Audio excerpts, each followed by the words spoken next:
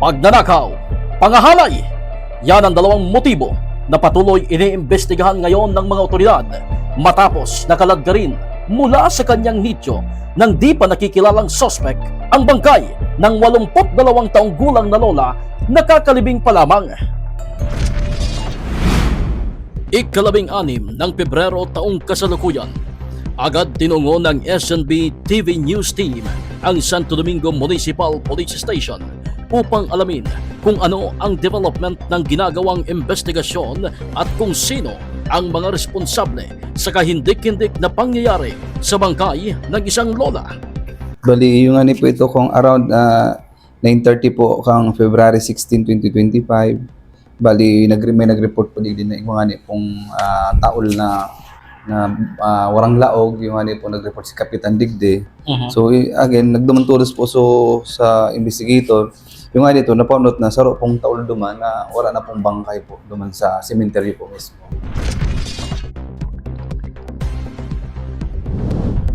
Dito nga ay personal din pinuntahan ng SNB News Team ang mismong lugar kung saan nangyari ang insidente, partikular ang pampublikong sementeryo dito sa bayan ng Santo Domingo, Albay.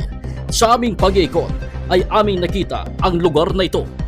At dito nga po sa isang sementeryo sa bayan ng Santo Domingo, Albay, dito sa ating location ngayon ay mismong hinukay o kinuha sa kanyang nitso ang bangkay ng isang 82 anyos na lola na kakalibing pa lamang nung nakaraang mga araw. Ayon kay Police Captain Victor Borjal, hepe ng Santo Domingo Municipal Police Station, base sa inisyal na investigasyon, pagnanakaw o posibleng pangahalay ang motibo ng mga responsable. Ayon kay Captain Borjal, hinihintay nila ang resulta ng genital examination na ginawa sa biktima ng Regional Crime Laboratory.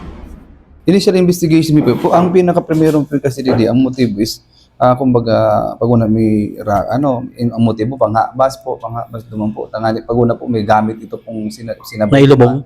Sa ilubong, siguro po, pag una niya may mga importanteng alahas o kata, pero po, later on, kang nagano po kami, naabot kami naman sa inutan sugadan, baliwara na pong stocking, tapos tigali po sa diaper. Kaya po ngunyan, nag-iisip kayo motibo, baka po gusto pang aramta po ito, baka heroon pa po. Pero nagpaano po kami sa crime laboratory po, nagpaano na kami medical legal examination po. Kaya ito po, ang ganda naman. Siniguro naman ng hepe sa pamilya ng biktima na mabibigyan ng hustisya at mananagot ang responsable sa insidente. Bali, sa pamilya po ini pong biktima, ini po na nangyari po kaso doon sa cemetery. Rest assured po na di po kami matugot, di po kami mapundo na di po kung matawang justisya kasi siyempre makulog po yan sa butsendo, lalo na po sa mga taong nagmamakulog sa kapwa pamilya kasi kita po pong Pilipino. Anong kita sa mga in-touch kita sa family, maski gadana, treasure ta pa ang So rest assured po, di po kayo matunong hanggat makuha po ang matawang justisya po ini pangyari po.